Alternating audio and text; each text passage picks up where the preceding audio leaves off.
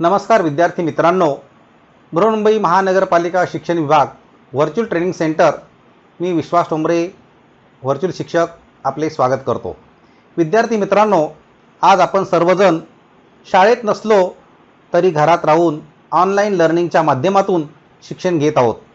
या माध्यमाचा आणि अध्यापन अध्ययनाच्या प्रक्रियेचा आपल्याला नक्कीच फायदा होईल अशी आशा आहे। त्याचबरोबर आपल्या शिक्षण प्रक्रियेत खंड पडणार नाही, म्हणूनच बृहन्मुंबई महानगरपालिका शिक्षण विभागाने हा उपक्रम सुरू केला आहे।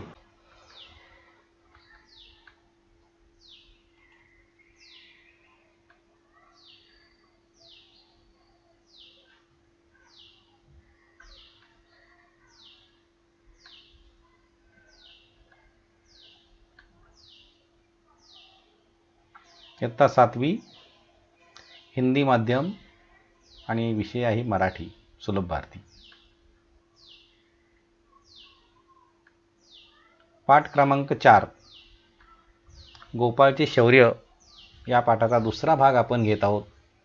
पहिल्या भागामध्ये आपण या पाठाचं पूर्ण वाचन घेतलेलं आहे, त्याचं स्पष्टीकरण केलेलं आहे आणि त्यावर काही प्रश्नसुद्धा विचारले होते, ते सुद्धा आपण सोडवलेले आहेत। आता या दुसऱ्या भागामध्ये आपण स्वाध्याय जो आहे त्या स्वाध्यायाच्या संदर्भातच माहिती घेणार आहोत। अधिक काही प्रश्न आहेत। या गोपाळचे शौर्य या पाठाच्या लेखिका आहेत लक्ष्मी कमल गेडाम। त्यांचा परिचय पाहिला तर आपण त्या एक लेखिका आहेत, कवयित्री आहेत, कथाकथनकार आहेत। शिवा फेरी, दुरून डोंगर साजरे, पितरांचं पात्र, अडोसा हे कथासंग्रह आहेत। हृदय परिवर्तन, किशोरांची करामत हे बालसाहित्य, तुरुंगवाडा ही कादंबरी, आठवांची झेले हा ललित लेख संग्रह प्रसिद्ध आहे त्यांचा। डोंगरावर अचानक लागलेला वणवा व त्याची आग विझवण्यासाठी गोपाळने केलेले प्रयत्न याचे वर्णन प्रस्तुत पाठात आलेले आहे। गोपाळ या शालेय विद्यार्थ्याच्या शौर्याची कथा आहे आणि गोपाळने अपने प्रयास से ये जो आग लगी थी, जो वनवा लगा था पहाड़ के वहाँ, ये बुझाने के लिए जो प्रयास किए उसकी माहिती इस पाठ में आई है। उनके साथ में उसके बाद फायर ब्रिगेड वाले भी आए हैं, अग्निशामक दल के, और उनके साथ ये सब आग बुझ गई है ये उनके प्रयास से। अभी या ठिकाणी चित्रसुद्धा आपण पाहतोय पुन्हा एकदा। त्या बस आहे, वनवा लागलेला आहे, बाजूला नदी वाहते आहे। आता फायर ब्रिगेड भी उनके साथ आई है। तो अग्निशमन सेवा एक ऐसी है, मतलब कोठेही आग लागली तर एक लाल रंगाची गाडी जोरजोरात घंटा वाजवत आगीच्या ठिकाणी येते।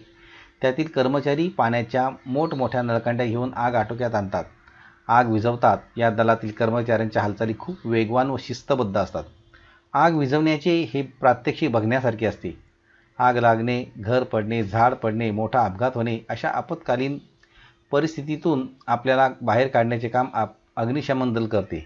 या दलास पाचारण करण्यासाठी 101 या करमुक्त दूरध्वनी क्रमांकावर संपर्क साधतात व आपत्कालीन घटना घडलेल्या ठिकाणचा पत्ता व थोडक्यात तपशील देतात। अग्निशमन दल घटनास्थळी तात्काळ पोहोचते। आपल्याला मदत करण्यासाठी आलेल्या या कर्मचाऱ्यांना आपण सहकार्य केले पाहिजे। ते देत असलेल्या सूचनांनुसार वागले पाहिजे। त्यांच्या कामात व्यत्यय येणार नाही असे आवर्जून पाहिले पाहिजे, कारण अग्निशमन दल हा आपला मित्र आहे। तर अशी ही अग्निशमन सेवा, फायर ब्रिगेडची सेवा असते। त्यांना मदत करायला पाहिजे आणि त्यांच्या मदतीनुसारच हे सकाळी घटना या आटोक्यात येऊ शकतात। आता आपण स्वाध्यायाचा विचार करतो तर काही प्रश्न दिलेले आहेत पुन्हा। पाठाचं वाचन आपण पहिल्या भागात केलेलं आहे आणि तुम्ही सुद्धा आता या वाचन करू शकता आणि करायचं आहेच। तर काही प्रश्न आहेत, त्या प्रश्न बघा। कर्णागडच्या निसर्ग सौंदर्याचे वर्णन करा। कर्णागड नावाचा एक पौराणिक गड आहे। गुरे चारणारे, गुराखी, सहल काढणारे, ट्रेकिंग प्रेमी तेथे नेहमी जात असतात। गडाच्या पायथ्याशी मंदाकिनी नदी बारमाही झुळझुळत असते। नदीच्या दोन्ही तीरावरील शेतमळे 12 महिने हिरवेगार असतात। पावसाळ्यात आणि हिवाळ्यात हा प्रदेश पाचूचा वाटतो। उन्हाळ्यात रानमेव्याची अनेक प्रकारची झाडे तिथे मोसमी फळभाराने बहरलेली दिसतात. अशा प्रकारे या कर्नागडचं निसर्ग सौंदर्याचं वर्णन या केलेलं आहे. यानी कर्नागड का निसर्ग सौंदर्य का वर्णन करो, माहिती लिखो. यानी कर्नागड एक पौराणिक गढ़ है. वहाँ जानवर को चराने के लिए पिकनिक वाले, ट्रेकिंग वाले सब वहाँ आते जाते हैं. और ये गढ़ के नीचे से मंदाकिनी नाम की नदी है. वो हमेशा उनको पानी रहता है.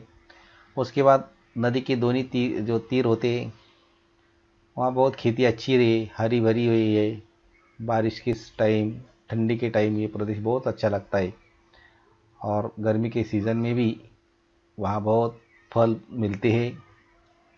अशा प्रकारचं वर्णन या कर्नागडचं आहे. पुढचा प्रश्न आहे, गाई वासर घेऊन आलेल्या गुराख्याला गाईवरून का आले? उत्तर आहे, आग शांत झाल्यावर गाई वासर घेऊन काही गुराखी मुलांजवळ आले. ते त्यातील एक जण हात जोडून म्हणाला, खूप चांगले झाले. आग विझली. गडावर कित्येक झाडे झुडपे होरपळून गेली. जरासा जरी उशीर झाला असता तर आम्ही भाजून निघालो असतो आणि आमच्यातला कोणाला कोणाचा पत्ताही लागला नसता. तुमच्या मदतीमुळे आम्ही वाचलो. हे सांगताना गुराख्याला गाईवरून आले. तर ये जी आग लगी थी, वो जो गुराखी था वो उसको बहुत दुख हो गया. वो रोते रोते जैसे वहाँ पर आया है बच्चे लोग के साथ, तो बात करने लगा कि आप बहुत जल्दी आए हैं, थोड़ी भी देर हो जाती थी हम भी यहाँ बच नहीं सकते थे, ऐसा उनका कहना है. अरे वेड्या, ही जंगलाची आग कशी काय विझवू शकू? उत्तर आहे, कोण म्हणाले? शिक्षक गोपाळला म्हणाले. शिक्षक ने गोपाल से कहा, माणसं असो की जनावरं, त्यांना वाचवलंच पाहिजे ना. गोपाळ गुराख्यांकडे पाहून सर्वांना म्हणाला, पण साहेब, हे कसं शक्य आहे? मला तर वेडेपणाच वाटतो. उत्तर आहे, शिक्षक दुसऱ्या गाडीतील गृहस्थाला म्हणाले. एक टीचर ने दूसरी गाड़ी में जो गृहस्थ आए है उनसे कहा ये, पण साहेब हे कसं शक्य आहे? मला तर वेडेपणाच वाटतो. पुढचा प्रश्न आहे, गोपाळचा कोणता गुण तुम्हाला आवडला आणि का ते लिहा?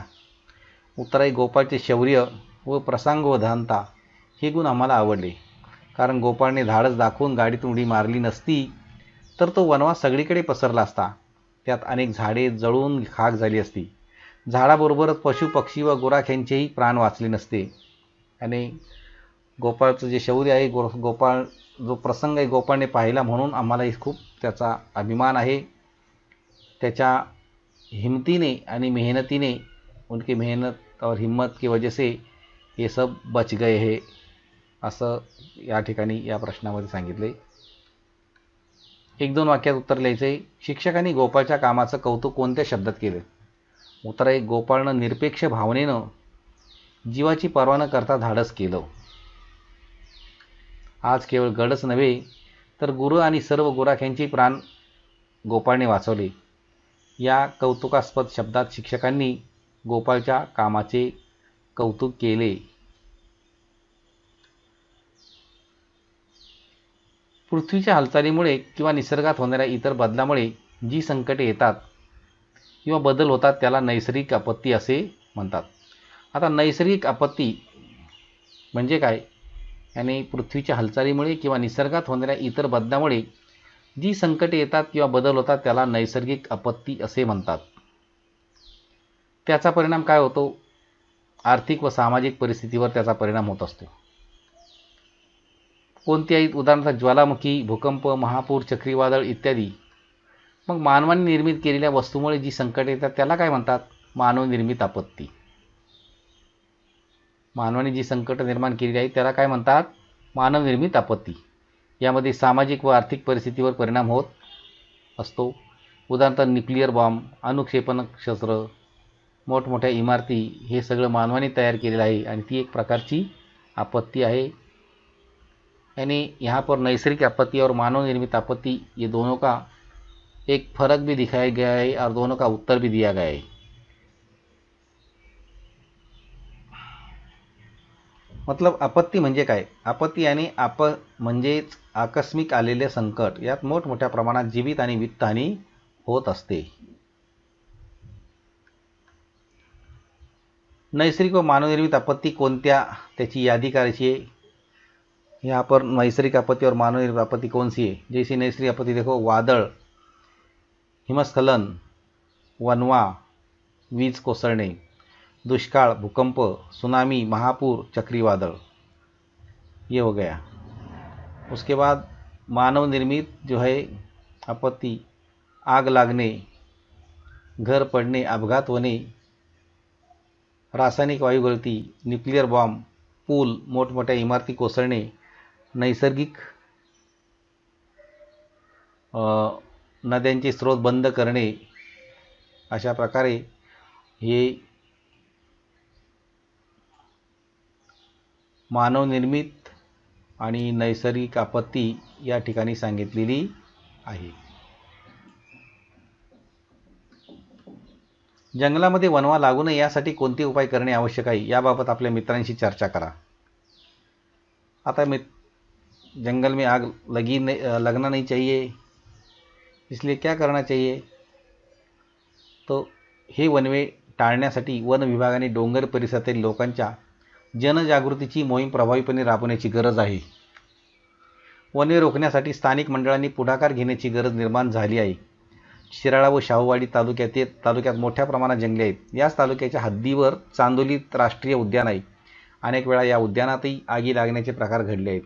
उद्यानाबाहेर असणाऱ्या डोंगर कपारीतही आगी लागण्याच्या प्रकारात दिवसेंदिवस वाढ होत आहे। यामुळे असेच सह्याद्रीचा डोंगर कपारीतील वने नष्ट होण्याच्या मार्गावर आहेत। वैयक्तिक हितासाठी लावण्यात येणारे वनवे, गावागावातून वाटेने जाणारे मद्यपी सिगारेट व विडीचा झुरका घेऊन ती तशीच फेकून देण्याच्या प्रवृत्ती, सुक्या गवतावर ही विडी सिगारेट पडल्याने लागणारे वनवे, सारे प्रकार भयावह असून त्यांचे प्रमाण सर्वदूर प्रचंड आहे। तर अशा प्रकारे ही एक चर्चा मित्रांबरोबर करण्यात आलेली आहे।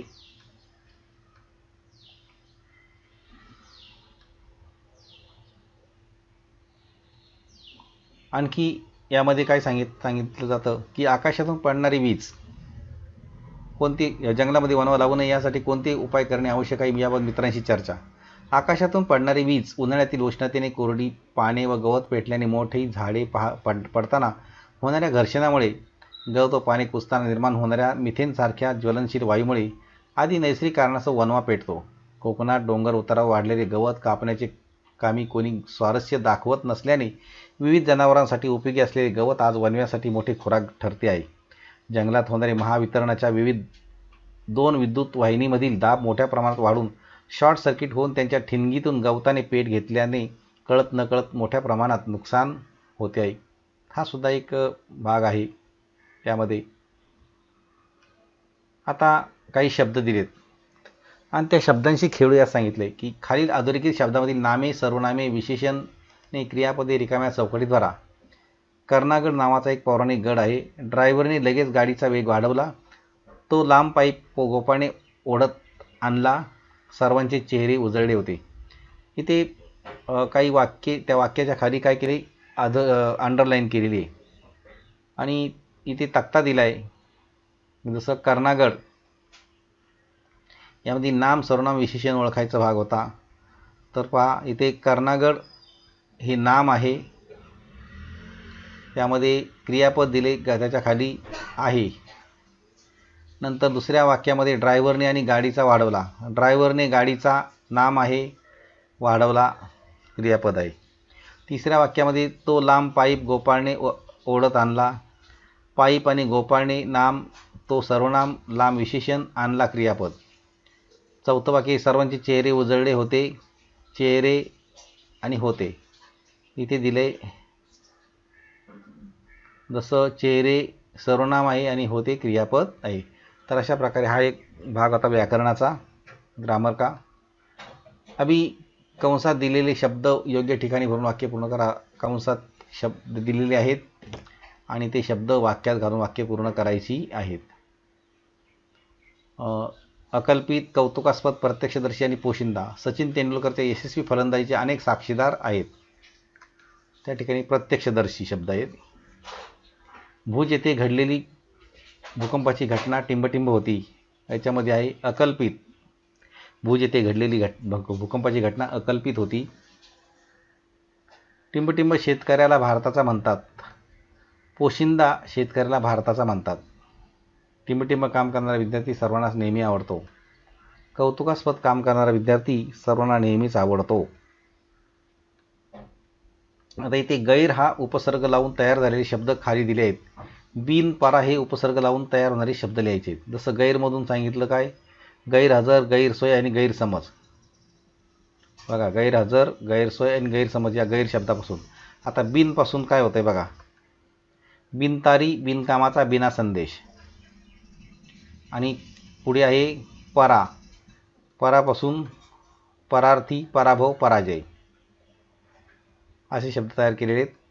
आता पुढे खालील वाक्यातील क्रियाविशेषण अव्यय ओळखून अधोरेखित करा. माझे हसणे क्षणोक्षणी वाढतच गेले. मंदा लिहिताना नेहमी चुका करते. आईने आशाला 100दा बजावले. सभोवार दाट झाडी होती. इथे अधोरेखित शब्द करण्यात आलेले आहेत की जे क्रियाविशेषण शब्द आहेत. कंसात दिलेली क्रियाविशेषण अव्यय वापरून खालील वाक्य पूर्ण करा. समोरून सगळीकडे, पूर्वी आणि घटाघटा. टिंबटिंब वाहतुकी साधने कमी होती. पूर्वी वाहतुकी साधने कमी होती. मी टिंबटिंब पाणी प्यायलो. मी घटाघटा पाणी प्यायलो. मला आई टिंबटिंब येताना दिसली. मला आई समोरून येताना दिसली. टिंबटिंब हिरवेगार गवत उगवले होते. सगळीकडे हिरवेगार गवत उगवले होते. म्हणजे इथे मी घरी गेले पण अश्विनी खेळायला गेली. म्हणजे हे जे वाक्य हे आपण इथे हे शब्द समजा हे केला, मी घरी गेले पण अश्विनी खेळायला गेली परंतु मैदानावर कोणीच नव्हते. म्हणजे अर्धविराम 2 वाक्यांनी जोडलेले हे चिन्ह आहे तिथे. आता काही सुविचार आहे. आवड आणि आत्मविश्वास असेल तर कोणतीही गोष्ट अवघड नाही. शरीराला श्रमाकडे, बुद्धीकडे, मनाकडे आणि हृदयाला भावनेकडे वळवणे म्हणजे शिक्षण होय. अनुभवासारखा उत्तम शिक्षक नाही. खाली दिलेल्या वाक्यातील रिकाम्या जागी अगदी शब्द भरून वाक्य लिहा. काही शब्द दिलेत, वाक्य लिहायचे त्याचे. जसं गडाच्या पायथ्याशी टिंबटिंब नदी 12 माही झुळझुळत असते. नदीच्या दोन्ही तीरावरील टिंबटिंब 12 महिने हिरवेगार असतात. गडावरील फेरफटका पूर्ण झाल्यावर प्रत्येकाने आपापले टिंबटिंब सादर केले. पायथ्याची आग टिंबटिंब होत होती. आता तो पाईप सहजगत्या टिंबटिंब पाणी फेकू लागला. आता सर्वांचेच उजळले होते. सर्वांनाच नवी मिळाली होती. गोपाळचे हे काम खरंच टिंबटिंब आहे. दुसऱ्या दिवशीच्या टिंबटिंब ही बातमी सर्वच लोकांना कळाली. परिसरातील नागरिक गोपाळचे या टिंबटिंब भरून कौतुक करत होते. आता हे शब्द भरायचे. याच्यामध्ये गडाच्या पायथ्याशी मंदाकिनी नदी 12 माही झुळझुळत असते. नदीच्या दोन्ही तीरावरील शेतमळे 12 महिने हिरवेगार असतात. गडावरील फेरफटका पूर्ण झाल्यावर प्रत्येकाने आपापले कलागुण सादर केले. पायथ्याची आग हळूहळू शांत होत होती. आता तो पाईप सहजगत्या चौफेर पाणी फेकू लागला. आता सर्वांचे चेहरे उजळले होते. सर्वांनाच नवी ऊर्जा मिळाली होती. गोपाळचे हे काम खरंच कौतुकास्पद आहे. दुसऱ्या दिवशीच्या वर्तमानपत्रातून ही बातमी सर्वच लोकांना कळली. परिसरातील नागरिक गोपाळच्या या शौर्याचे भरभरून कौतुक करत होते. तर अशा प्रकारे हे वाक्य. काही हे विरुद्ध शब्द दिलेले आहेत ते आपण पाहणार आहोत. विरुद्ध शब्द जसं खेडे आहे, शहर, पौराणिक, आधुनिक, पायथा, माथा, भव्य, चिमुकली, नाईलाज, इलाज, उतरणे, चढणे, सूर्यास्त, सूर्योदय, मंदावणे, जोरावणे, हजर, गैरहजर, निरपेक्ष, अपेक्ष. वचन बदला, महिना, एक, अनेक, महिने, वनवा, वनवे, गाडी, गाड्या, शेत, शेते, नदी, नद्या.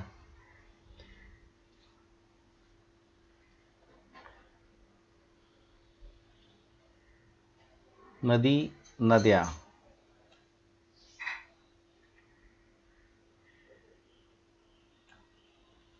जनावर जनावरे, वर्तमानपत्र वर्तमानपत्रे,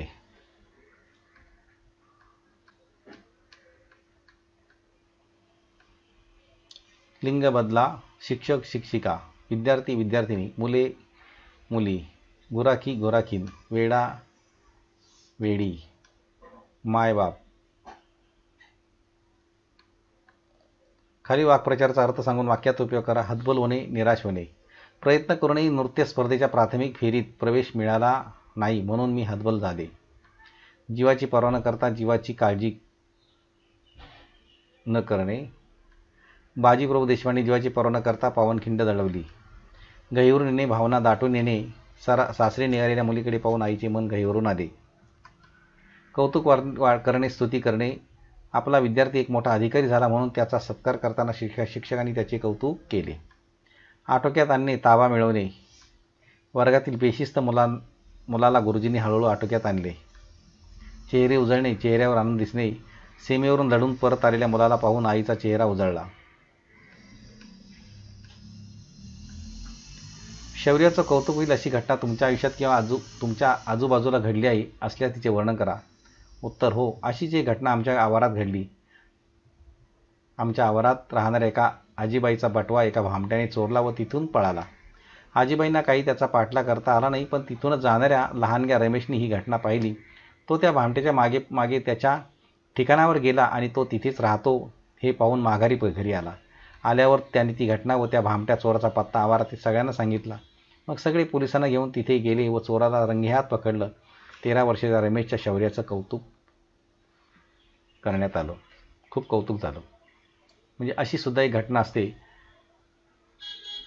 आणि कोणत्याही घटनेचं गांभीर्य आपण लक्षात घेतलं पाहिजे. महत्त्व हम लोग ने ध्यान देना चाहिए कि कौन सी घटना कभी ध्यान से देंगे तो हम भी उसका हिस्सेदार बन सकता है. या घटकाची बरीचशी माहिती देण्याचा प्रयत्न करण्यात आलेला आहे. आपणही या घटकाचे व पाठाचे वाचन करायचे आहे आणि पाठ्यपुस्तकात दिलेले जे प्रश्न आहेत त्या प्रश्नांची उत्तरं सोडवायची आहेत. त्याचबरोबर आपल्याला मी काही प्रश्नसुद्धा दिलेले आहेत, ते प्रश्नसुद्धा आपण सोडवायचे आहेत. आणि याबरोबरच या पाठाच्या आपल्या प्रतिक्रिया आपण बृहन्मुंबई महानगरपालिकेच्या यूट्यूब चॅनलवर जरूर कळवायच्या आहेत. धन्यवाद.